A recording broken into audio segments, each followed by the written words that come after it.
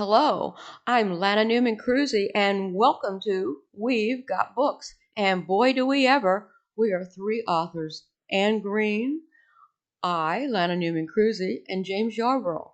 We're coming to you from the Big Sky country of the Dallas-Fort Worth area of Texas. I'm Anne Greene. And I'm James Yarborough. We'll be your hosts for We've Got Books, and we're so excited to tell you about our books as well as interviewing other Christian fiction writers about their books. Our goal is to introduce you to some great Christian fiction. Have you ever read a sensational book and wondered about the author? We'll sit around the table chatting to get to know each author and how her book was created. Today we're interviewing Anne Greene, an award-winning author of 37 books. Anne, tell us a little about yourself. Thank you. I'd be glad to. I live in Allen, Texas. My wonderful husband and I have 4 children and 8 grandchildren. I was born in Ohio, moved to San Diego for 10 years, and then to Chicago for several more years. After moving to Texas, I graduated from the University of Texas at Dallas, summa cum laude. I've worked as a legal assistant and as a real estate agent until hubby and I ran our own photography studio here in Texas. Then, as a colonel in the Army, he was deployed to Turkey.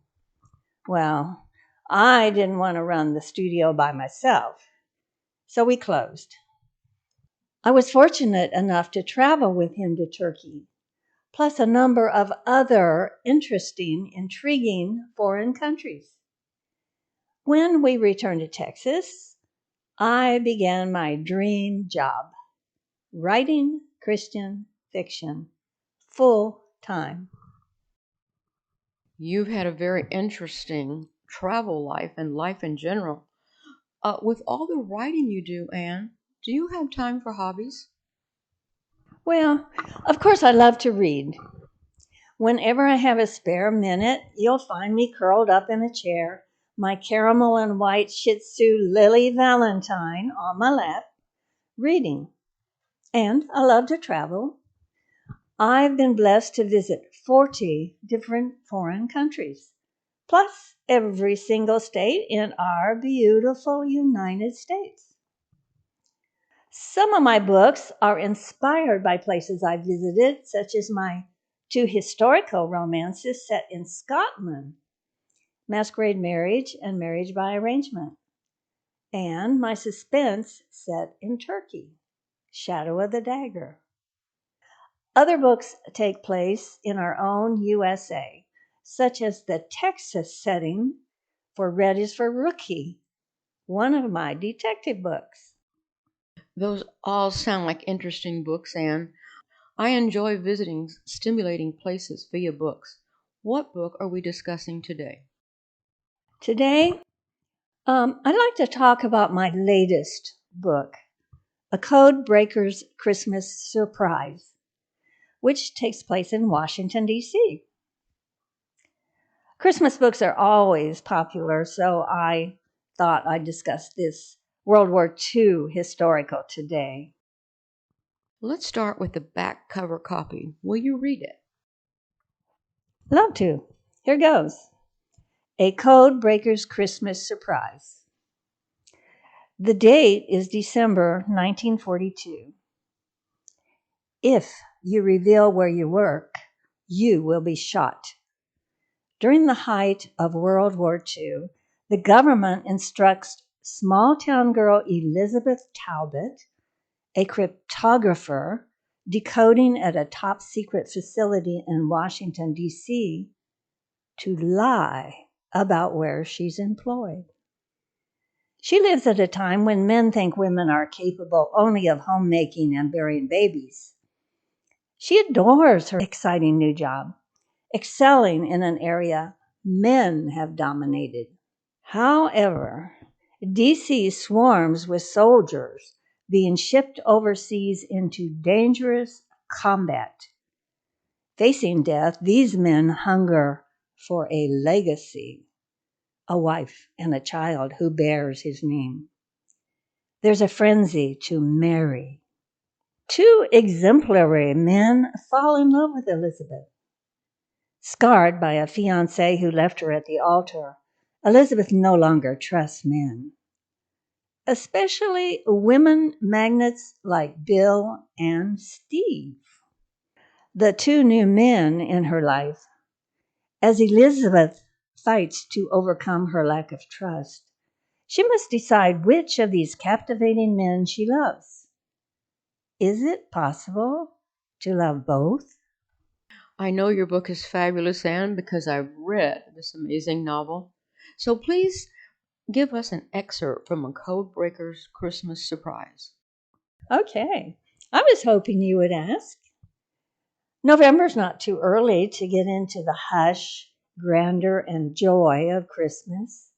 Snowflakes may even be falling in some parts of our great country. They are in Washington, D.C., where a Codebreaker's Christmas surprise takes place.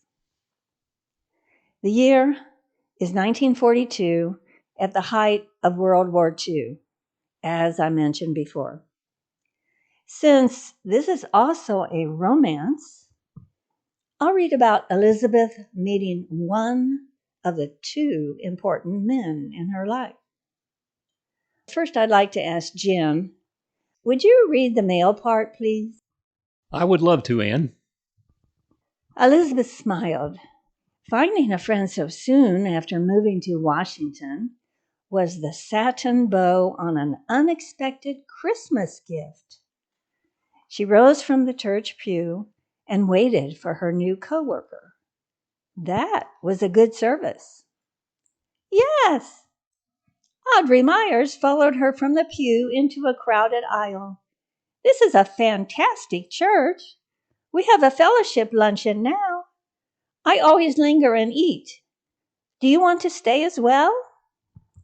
Sure. I was planning to tour Washington this afternoon, but I can do that some other time.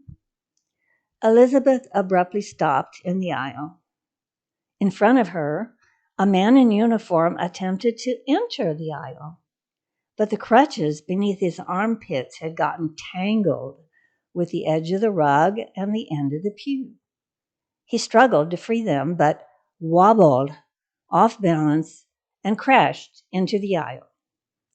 She caught his arm and steadied him, then bent to unhook his crutch. Thank you, ma'am. She glanced up into his face.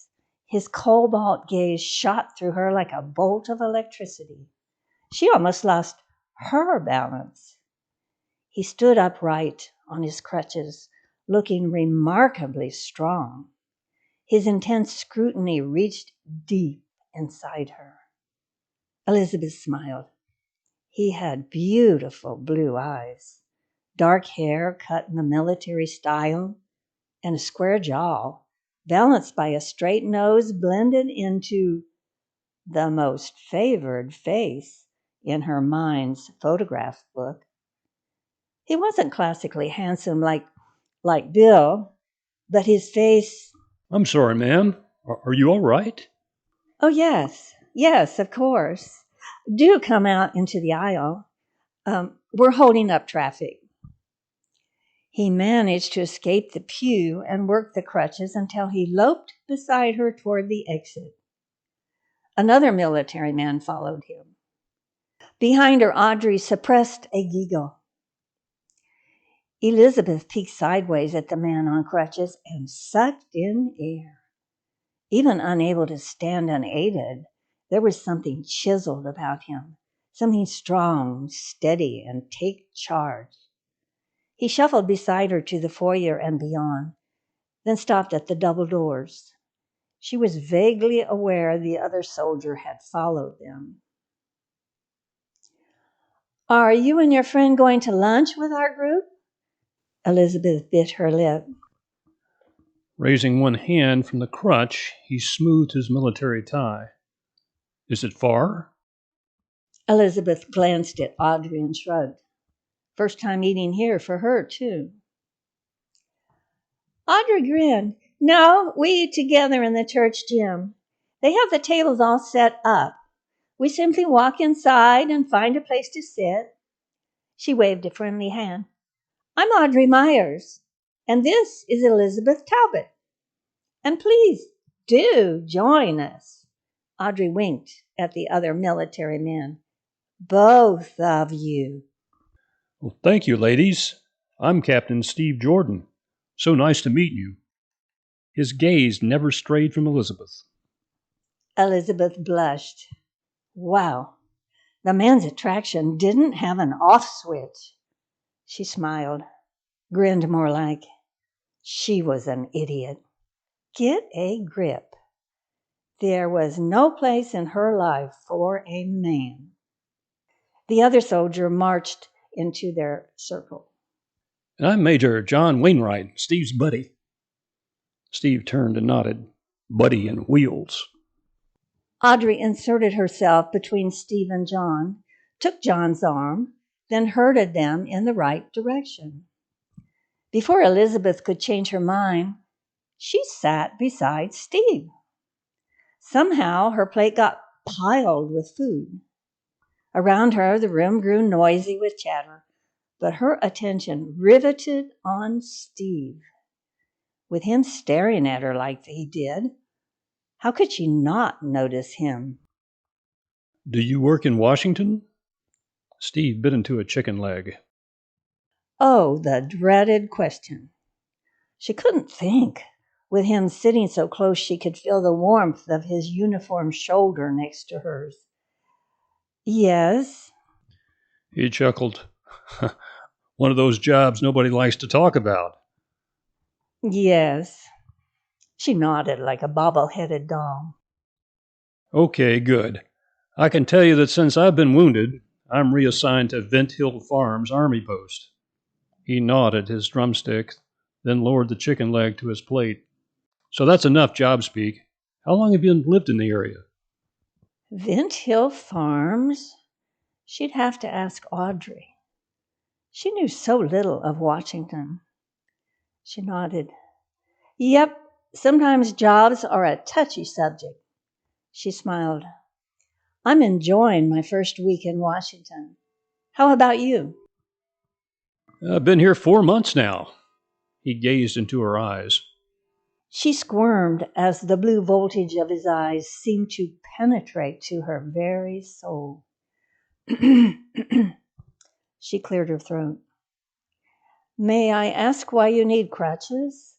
Or is that too personal?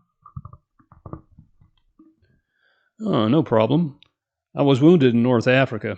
Shrapnel in both legs. Still carry the hardware around.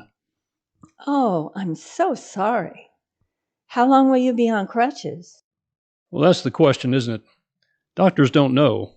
Different type of wound than they've dealt with so far. It's that kind of war. He frowned. But I'm sure I'll be back on my feet fairly soon. I'd love for you to tell me about what happened. Seemed only polite to make a simple inquiry. Asking didn't mean she really cared, did it? Operation Torch, November 8th through November 16th, last year. During our first European operation. I went in with the Brits to defeat the Vichy French. Got wounded the last day. Steve's buddy slapped him on the shoulder. You sure did. That's why you wear the 509 paratrooper patch on your arm. Proud of you and rightly so. Steve's jaw ticked. He shrugged. I sailed home on a medical troop ship and recuperated at Walter Reed Army Hospital. Enough about me. His smile widened. Elizabeth, I sense an energy in you. Something shiny. As if life is always exciting. I find that captivating. Elizabeth blinked. This dreamboat didn't waste any time. Well, thank you. I do find life in Washington thrilling. Everything is so different from home and even from college. She glanced around to calm her growing attraction. She was nowhere near ready to feel charmed by this soldier. Audrey was no help. Sitting across the table, with her face close to John's, appearing as content as a kitten with a bowl of cream. Elizabeth's shoulders relaxed. Much as she liked Audrey, she was glad the good-looking girl hadn't been the one to literally catch Steve. So are you? What? How had she missed Steve's question? I'm sorry, I didn't hear what you said. Are you married? Engaged? Already lost your heart to a man fighting overseas? A fun slap of happiness hit her smack in the chest. This absolutely engaging guy was really interested in her. She gave him a mischievous smile. You're an eager beaver hipster, aren't you? Yeah. With a future so uncertain, when I see what I like, I go for it. Heat burned Elizabeth's cheeks. Red flag, red flag. This guy was obviously a ladies' man. Hadn't she learned her lesson with Dick Jameson? Steve probably had a little black book of girls' names that any time he phoned, they invited him over. Crazy to meet another man and fall for his jive. Not this time. Nope, no way. Why did this type pick her out of the crowd? Did she have Miss Easy to Seduce tattooed on her forehead? Well, not this time. Interesting meeting. Would you share with us a little about the work Elizabeth did, or will you be shocked? Funny.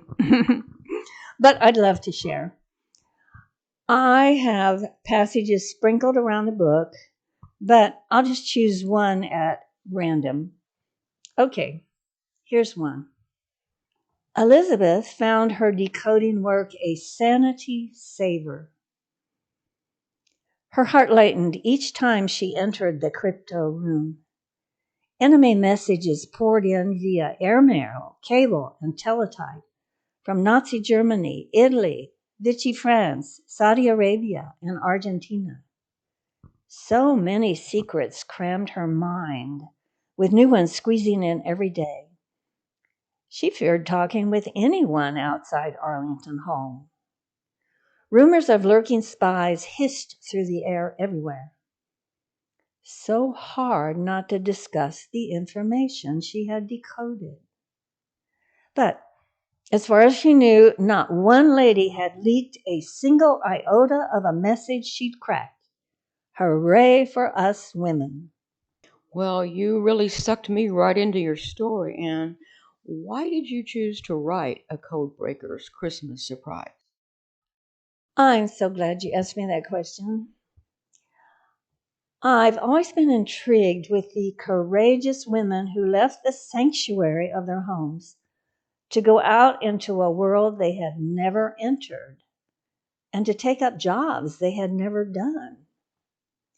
True, the first women codebreakers were college graduates, but they were also still naive and innocent, especially since their higher education consisted of degrees in home ec or teaching. That time period was a different world. Women were overprotected and underappreciated. Some entered the foreign world of factories. Some who had never ridden in a plane stepped out encouraged to fly combat crippled airplanes, testing them to discover if they were operative enough to return to combat. I wrote of those women in my book, Angel with Steel Wings. The women in A Codebreaker's Christmas Surprise were ordered never to disclose where they really worked, because Washington was filled with spies who would kill to uncover what these women learned every day they broke the enemy's code. And these women were all highly patriotic, as was every American during that Second World War. My mother-in-law was a codebreaker, and she took her secret to her grave. How I discovered her secret is a whole different story, but you'll read about it in A Codebreaker's Christmas Surprise. Well, Anne, you made me proud to be a woman and proud of all the women who participated in these things during World War II. You are passionate about what you write, and that passion shows up in your stories. What do you want readers to take with them from this story? I'd like my readers to understand and remember the many people who pulled together and the many who sacrificed their all to make this country free. Freedom does not just happen. Freedom has to be fought for to get it and to keep it. And I want to make history live for my readers who might have been turned off from discovering their history during the dull, boring classes at public school, where history consists of memorizing dates and battles. Or, worse yet, public schools that no longer even teach history. I totally understand that and absolutely agree with you. Is there anything else you'd like to tell our readers? Absolutely. So much more. But I'll limit myself to one. Each of you listeners probably has a dozen favorite authors. We authors are struggling to make our books known to our readers. And one way our readers can help it is to take a very few minutes, go to Amazon's site, find the book you just finished reading, and give that author a short review. It's very easy to do. Authors depend on those reviews. So if you want your author to keep writing, give her a review. Wow, I echo you 100%. Do you have a website or a newsletter? Yes, listeners can find out all about me at my website, AnneGreeneAuthor.com. That's ANNEGREENE author.com. Plus, on my website, they can sign up for my newsletter that keeps you up to date on events in my life and new books being released. I only send one newsletter a month, so your email doesn't get clogged. They can also find a short biography, pictures of different places I've been and things I've done, pictures of my oil paintings and covers of my books, along with their back cover copy, and a link to where they can get purchased. I would love for everyone to sign up for my newsletter. I often give away free books in my newsletter. Hi, it's Lana here again. Unfortunately, we're out of time. You can find all the books we mention on Amazon, as Anne mentioned. Look up the author's name and the book they discussed. Meet with us next week when we will introduce Laurie DeJong. See you next time and happy reading. And we hope you'll read the books we mention here on our podcast.